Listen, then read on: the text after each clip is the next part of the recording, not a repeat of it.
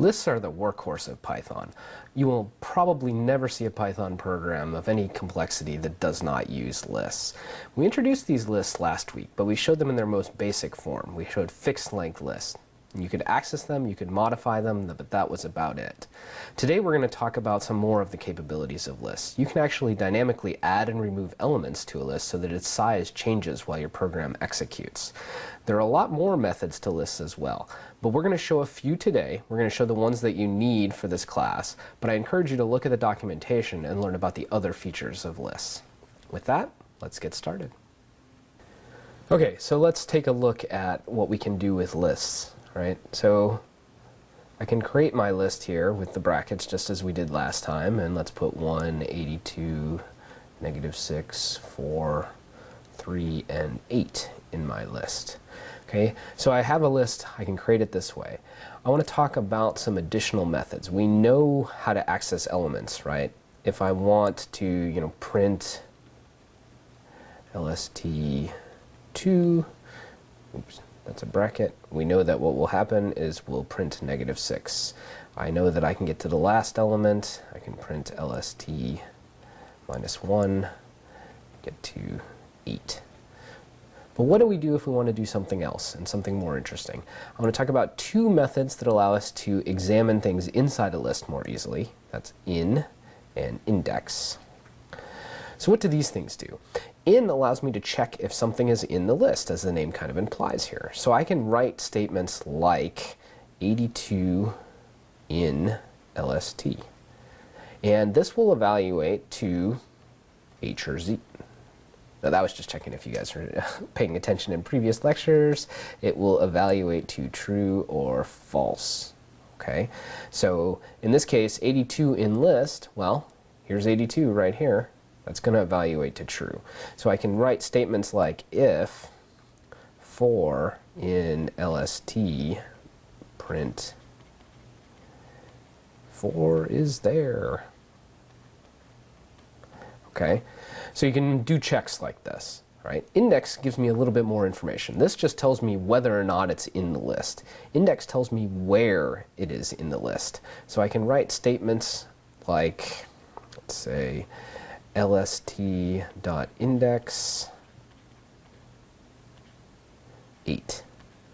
Okay, and what this returns is the location in the list. So we've got 0, 1, 2, 3, 4, 5. This is going to return 5. Okay, I could similarly do list.index, should spell it correctly, okay, 4, and I will get 3 returned. Okay, so in and index give me more information about the contents of a list. I can figure out if something's in there, and if it is, I can figure out where it is in that list.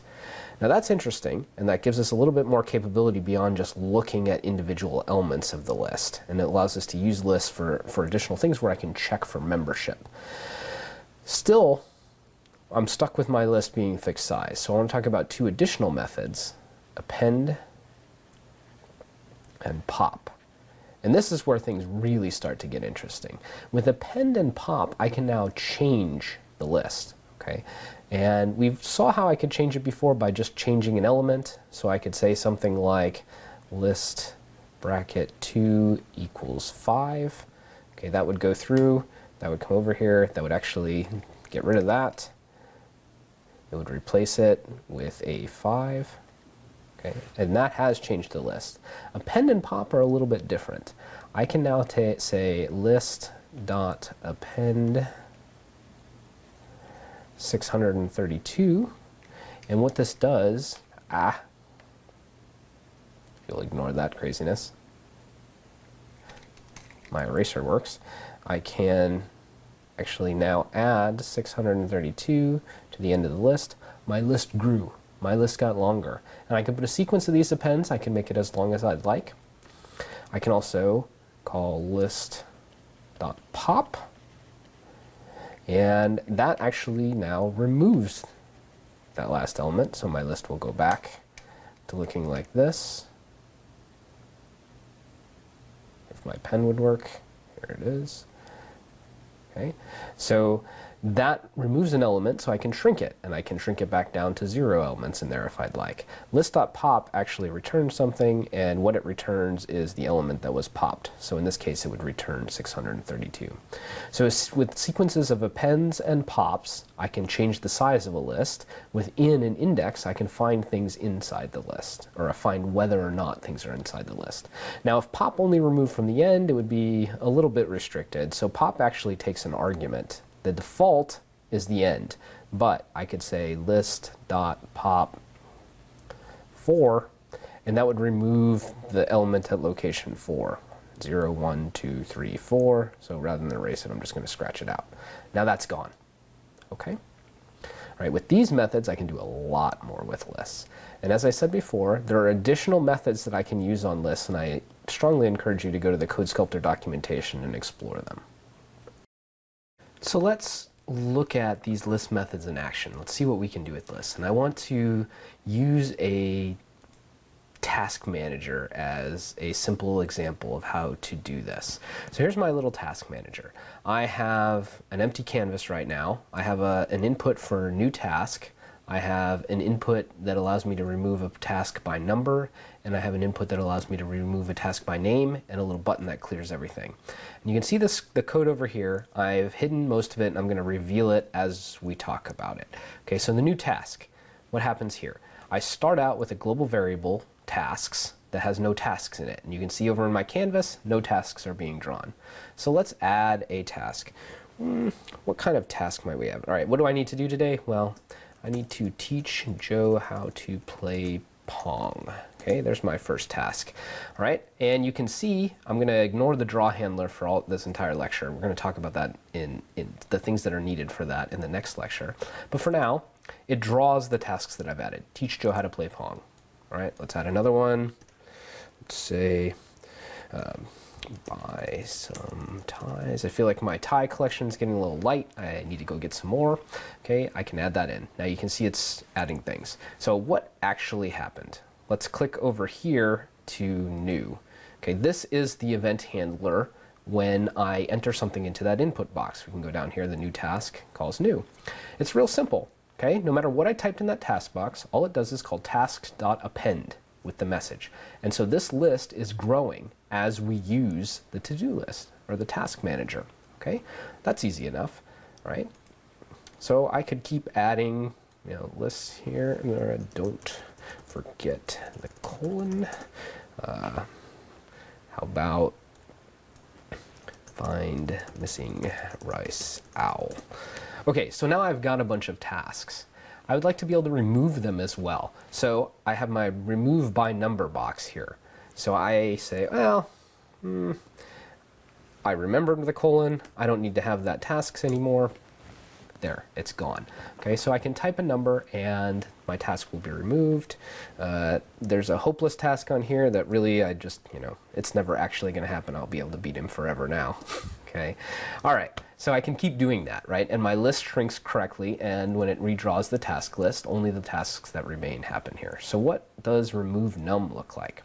Well, first, remember the input box is you get a string as the argument, so task num here is going to be a string. I convert it to an int with the int function. Now n is the number of the task. You'll notice that I numbered my tasks 1, 2, 3, 4, 5, etc., but in Python lists are indexed 0 and so on. So I want to check that this is actually a valid task. So it's got to be greater than 0, it's got to be at least 1, and it's got to be less than or equal to the number of tasks that are currently in the list, or len tasks. And if it is, then I'm going to call task.pop with n minus 1. Right? I got to do n minus 1 because I'm trying to remove task 1. I'm really removing the 0th element of the list. So there's remove number. Okay, I've also added a way to remove tasks here. You may not have noticed, but I really quickly jumped out to the store during this video while we've been talking and came back. That's the magic of being able to use a video camera and cut things and paste. So I don't need to buy some ties anymore. I got a bunch of ties that you'll be seeing later in the semester. And that's gone too. Now how did I do that? Let's look at remove name. Okay. Well, I'm using in. So if the name of the task is in the task list, so task name in task list, then I'm going to remove it The remove method, which I didn't talk about, okay, I told you should look at the documentation. There are many interesting methods, and I'm just doing this as an example to show you one. Remove takes an element, it looks for it in the list, and if it finds it, it removes it. If it doesn't find it, it's an error. So I had to do in here first. Okay, so my simple task list here has demonstrated to you the use of append, right? It's demonstrated the use of pop. It's demonstrated the use of in. And I added remove here instead of index. Now hopefully you could understand that I could have written this tasks.pop, tasks.index, task name, right? Then this would have figured out the index of that task because I know it's in there because the in was evaluated to true, and then I can pop that index. Okay, so I encourage you to look at this program a little bit more carefully, expose some of the functions that I haven't exposed here, and make sure that you understand what's going on. As you can see, lists are really quite powerful. Without much code at all, I hope you'll agree that we created a somewhat reasonable looking task list program.